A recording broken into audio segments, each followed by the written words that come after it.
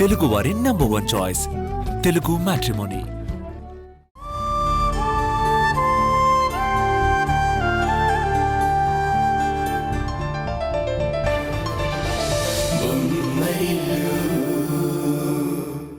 Idea 3, పిల్లలకి tuitions చెప్పడం.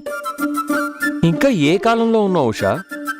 School వాళ్ళు అసలు పిల్లల్ని వదిలితే కదా వాళ్ళు మన దగ్గర ట్యూషన్స్కి రావడానికి. అస్సలే వర్కౌట్ కాదు. అన్నీ కుదరవు అంటే రేపటి నుంచి మనకి రోజు గడిచేదెలా? ఎక్కువ ఆలోచించుకుషా. నీ చేతిలో కావ్య సరస్వతి ఉంది, నా గొంతులో గాన సరస్వతి ఉంది. వాళ్లే మనం బతకడానికి ఎదగడానికి దారి చూపిస్తారు. కిరణ్ గారు చెప్పింది కరెక్ట్ మేడం. ఆ గాన సరస్వతి నన్ను ఇక్కడికి పంపించింది. హే అనిల్ గారు, మీరేంటి ఇక్కడ? మీరు నన్ను క్షమించాలి. అప్పుడు చేసిన తప్పు నేను తెలుసుకున్నాను. మిమ్మల్ని అభిమానించే వ్యక్తిగా ఇలా వెతుక్కుంటూ వచ్చాను. మరి అంత అభిమానించిన మీరు ఎందుకు అలా చేశారు? కావాలని చేయలేదు మేడం, చేయాల్సి వచ్చింది. అప్పుడు ఎవరి వల్ల కాదు అని పంపించాను. ఇప్పుడు ఎందువల్ల మీరు కావాలని మళ్ళీ పాడాలని అంటున్నాను. చెప్పలేని పరిస్థితుల్లో ఉన్నాను. దయచేసి అర్థం చేసుకోండి. నా కోసం కాకపోయినా మిమ్మల్ని అభిమానించే వాళ్ళ కోసమైనా నన్ను క్షమించి మళ్ళీ నా ఆడియో కంపెనీలో పాడటం స్టార్ట్ చేయండి. అయ్యో పెద్దవారు, మీరేంటండి ఇలా మాట్లాడుతున్నారు? ఇప్పుడు మీరు నన్ను క్షమించారంటే మీరిద్దరూ నాతో ఒక చోటికి రావాలి. ఎందుకు? ఎక్కడికి? ఈ దేశం గర్వించదగ్గ గాయకుడు ఉండాల్సింది ఏ ఇంట్లో కాదు. మరెక్కడ?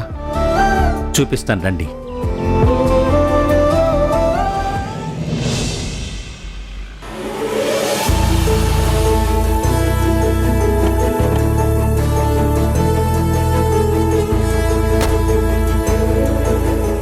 పదండి.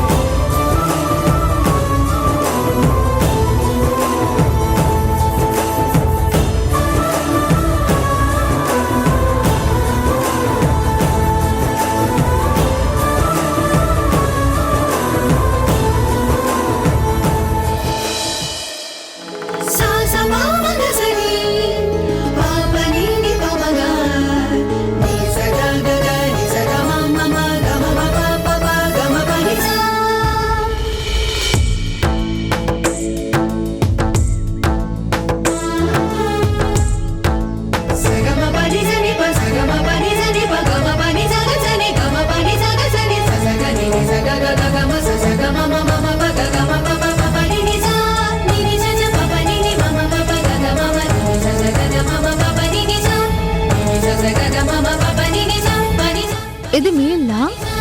ఇక మీదట మీ ఇల్లు.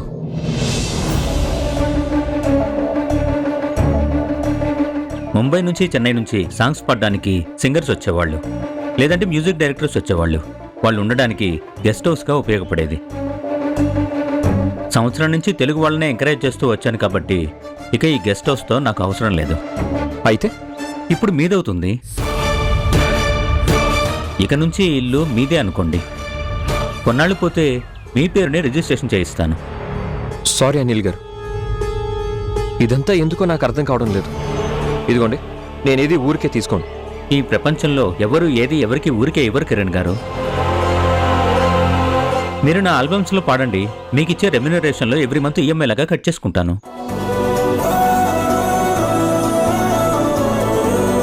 మీకు ఊరికే ఇచ్చేంత గొప్పవాణ్ణి కాదు. మీలాంటి సంగీత కళాకారుడికి నీడ కూడా లేకుండా ఉంటే చూస్తూ ఊరుకోనేంత సామాన్యుణ్ణి కాను. ఇన్నాళ్ళు నా కోసం నేను పాడాలనుకున్నాను, కానీ ఇప్పుడు నాలోని సంగీత కళాకారుణ్ణి బతికించుకోవడం కోసమే కాదు, నన్ను నమ్మి నాతో వచ్చిన నా భార్యని బతికించుకోవడం కోసం కూడా నేను పాడాలి. పాడతాను. కడుపులో ఆకలి మంటలు, గుండెల్లో ఆరని మంటలు రగులుతుంటే స్వరాలన్నీ స్వేచ్ఛగా జ్వలిస్తూ పలుకుతాయి. మీరెప్పుడు రెడీ అంటే అప్పుడు రికార్డింగ్కి వెళ్దాం. ఉషా గారు పాట రాస్తారు, మీరు పాట పాడతారు. ఆయన నమ్ముకున్న కళని బ్రతికించడం కోసం ఆ దేవుడే మీ రూపంలో అవకాశం ఇచ్చాడనిపిస్తోంది. ఆయన గొంతులో నేను రాసిన పాట రాగంగా మారుతుందంటే ఎన్ని పాటలైనా రాస్తాను. థ్యాంక్ యూ ఉషా గారు. కిరణ్ గారు, ఇక మీరు దేనికి ఇబ్బంది పడకుండా అన్ని ఏర్పాట్లు చేశాను. Thank you. ఇదిగోండి, ఇది కూడా తీసుకోండి. ఇప్పుడు ఇదెందుకు? ఉంచండి. మీరు కొత్త కారు కొనేదాకా ఈ కారు వాడుకోండి. కంపెనీ కారే. వస్తాను.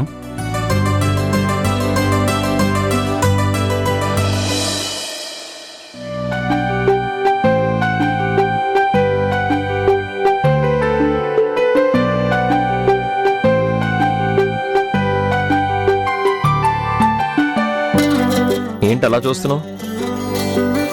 ఏవండి, కళ ఇంత కమ్మగా ఉంటుందా? ఇది కల కాదు, నిజం.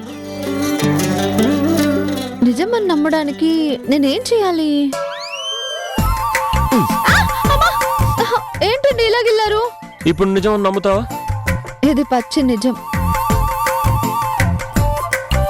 మనం కొత్త ఇంట్లో ఉన్నాం, కొత్త కారు కూడా ఉంది. చుట్టూ మీ సంగీత సామ్రాజ్యాన్ని ఏలే సామంత రాజులాగా వాయిద్య పరికరాలున్నాయి.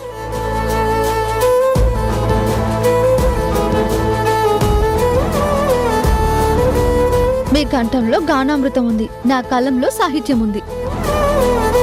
ఆ రెండింటిని ఆశీర్వదించడానికి ఎదురుగా సరస్వతి దేవి కూడా ఉంది.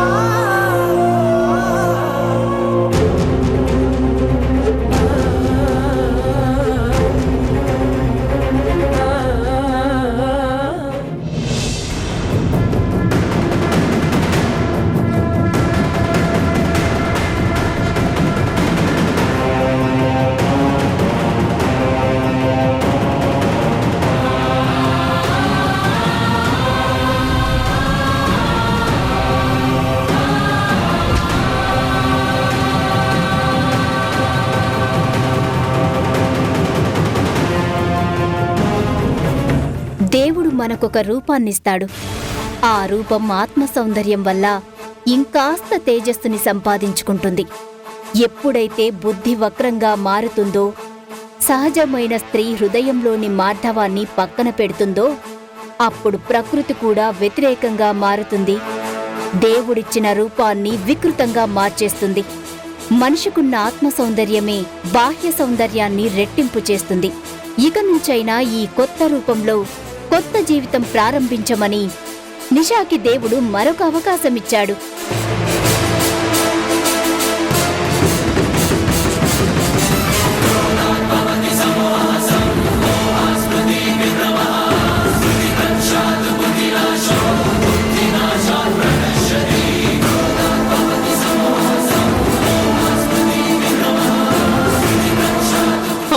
నిషా కాదు,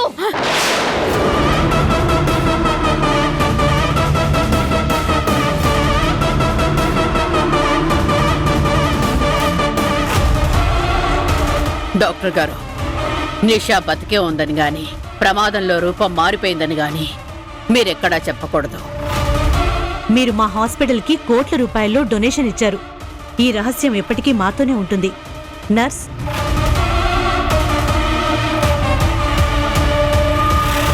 అమ్మా నిషా, నిషా కాదు, నిషా యాక్సిడెంట్ లో చచ్చిపోయింది.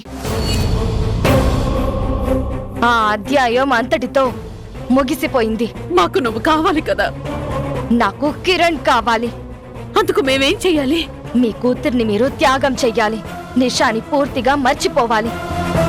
నీ ప్రేమ కోసం కన్న ప్రేమను ఎలా మర్చిపోవాలి? మీ కన్న ప్రేమ కిరణ్ మీద నాకున్న ప్రేమకు అడ్డుగా మారకూడదు. నేనిప్పుడు కొత్త జన్మెత్తాను. కొత్తగా నన్ను నేను ఆవిష్కరించుకోవాలి.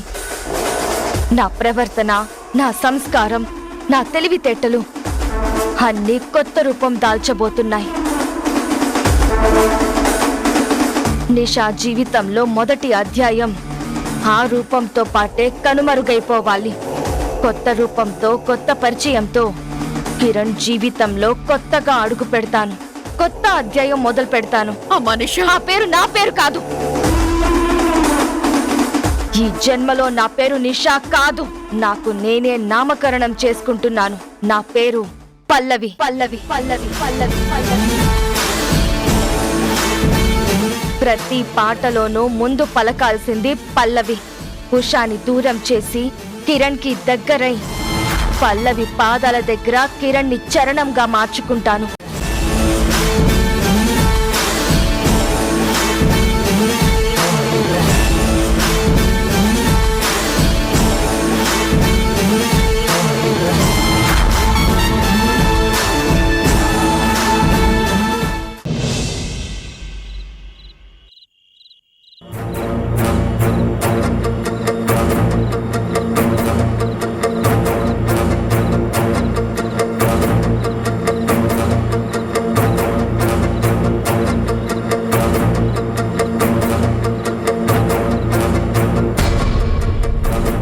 ఎందుకు పిలిపించారు మేడం? నీ పబ్ లైసెన్స్ క్యాన్సిల్ చేయిస్తా అని చెప్పడానికి పిలిపించాను. ఏమైంది మేడం? నేనేం తప్పు చేశాను? కిరణ్ అనే ఒక సింగర్ కి నీ పబ్ లో పాడే అవకాశం ఇచ్చావు. అతను మీకు తెలుసా madam? Kiran Teja group of industries కి వారసుడు, నా కొడుకు. అవునా? నిజంగా నాకు తెలియదు మేడం. కిరణ్ కూడా... కిరణ్ గారు. Sorry madam. కిరణ్ గారు కూడా మాతో ఎప్పుడు అలా చెప్పలేదు మేడం. ఒక సింగర్ గానే పరిచయం చేసుకొని అవకాశం ఇవ్వమని అడిగారు మేడం. నా కొడుకు తలుచుకుంటే 100 మందికి ఉద్యోగం ఇవ్వగలడు, ఉపాధి కల్పించగలడు. ఆ సంగతి తెలుసా? కానీ కిరణ్ గారి స్థాయి ఏంటనేది నిజంగా మాకు తెలియదు మేడం. ఇప్పుడు మీరు చెప్తుంటేనే అర్థమవుతుంది మేడం. ఇప్పుడు నిన్ను పిలిపించడానికి కారణం వేరే ఉంది. చెప్పండి మేడం.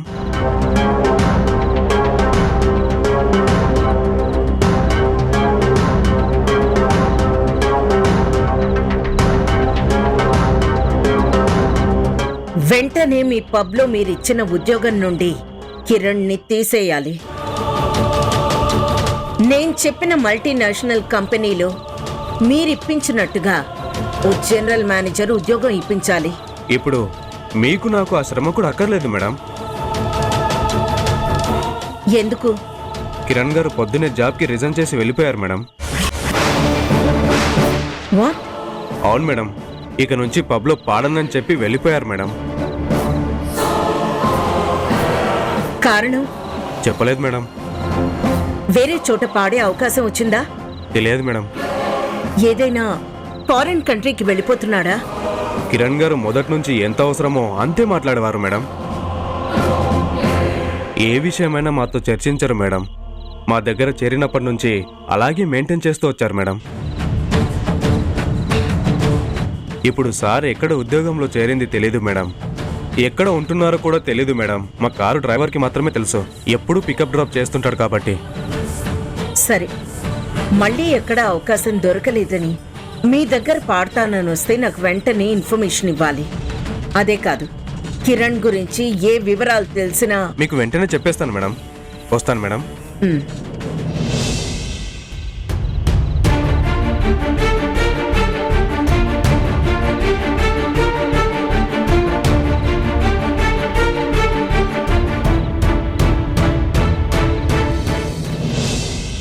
Thank you Anil. నాకిప్పుడు గిల్టీ ఫీలింగ్ పోయింది. కిరణ్ ఇప్పుడు ఒక గూటికి చేరాడు.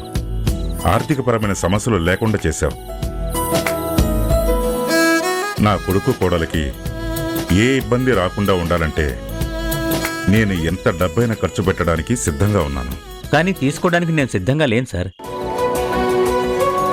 ఒకవేళ ఉదారంగా నేనిచ్చినా తీసుకోవడానికి మీ కొడుకు కోడలు కూడా సిద్ధంగా లేరు.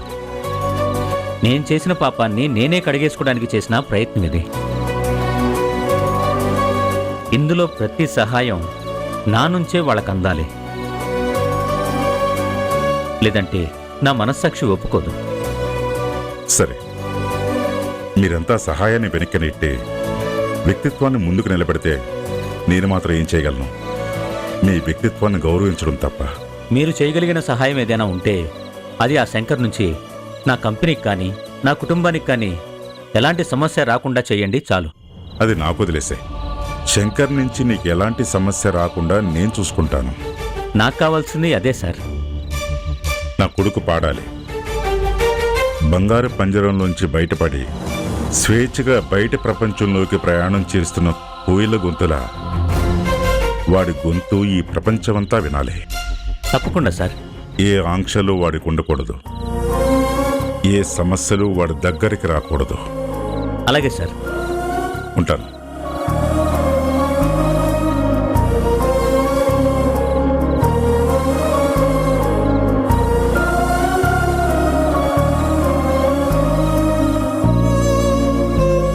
ఎక్కడికి వెళ్తున్నావు కిరణ్మయ్యి?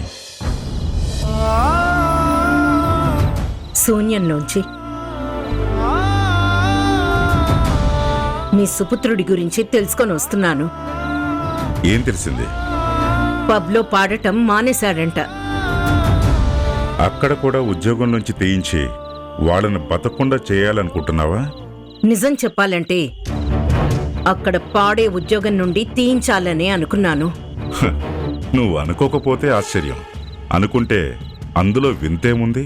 ఈ ఇంటి వారసుడు పాట కోసం పరిగెత్తి ఎదురు దెబ్బ తినకూడదనే విషయం మీరు మర్చిపోయారా? అవును, మర్చిపోయాను.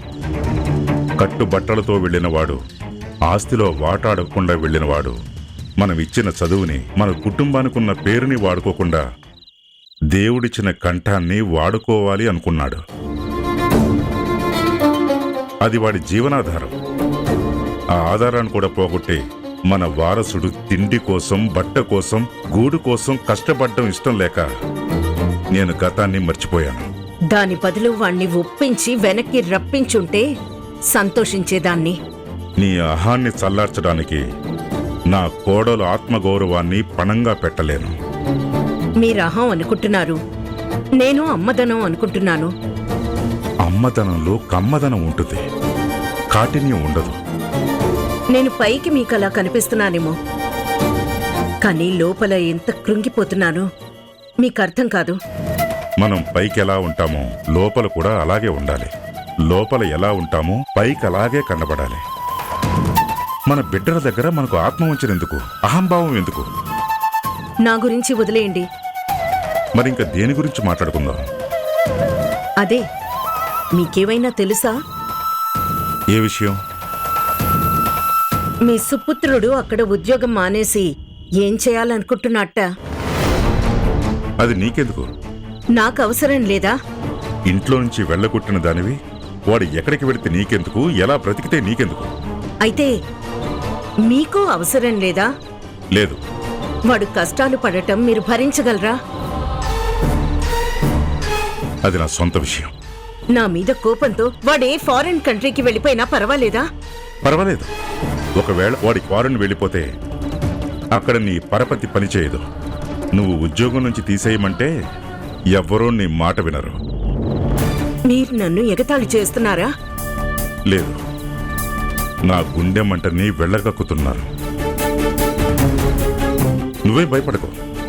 నా కొడుకు దేశాన్ని దాటేం పోలేదు, ఇక్కడే ఉన్నాడు. ఏ మహతి ఆడియో కంపెనీలో అవకాశం దొరకలేదో ఇప్పుడు అదే ఆడియో కంపెనీ వాళ్ళు వాణ్ణి వెతుక్కుంటూ వెళ్ళి అవకాశం ఇచ్చారు. ఏంటి, మళ్ళీ పాడుతున్నాడా? మళ్ళీ పాటను బతికిస్తున్నాడు, భార్యని బతికించుకుంటున్నాడు. ఈసారి అక్కడికి వెళ్ళి నువ్వు చెడగొట్టావనుకో, నేను కూడా ఇల్లు వదిలి వాళ్లతోనే ఉండిపోతాను.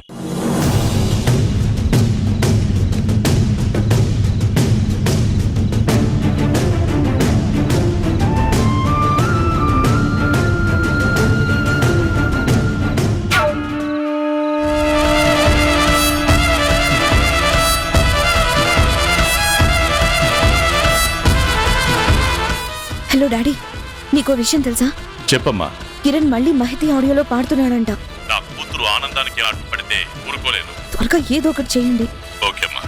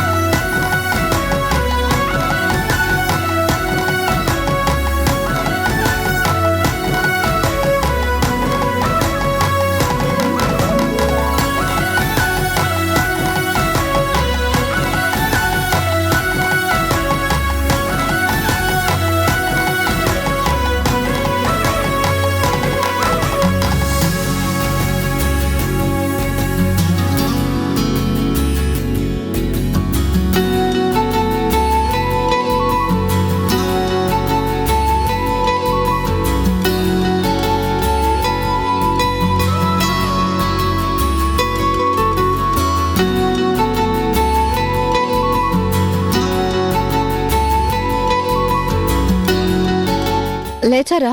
Good morning. శుభోదయం. అలా వచ్చావా? అయితే ఉషోదయం.